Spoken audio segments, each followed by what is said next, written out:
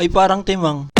Ngayong araw mga timang, naisipan naming gumala. Ilang araw na kasi akong nai-stress kakaisip ng budget. Paubos na kasi, iniisip ko kung paano pagkakasyahin. Kaya para mabawasan ng iniisip, inubos ko na ng isang beses.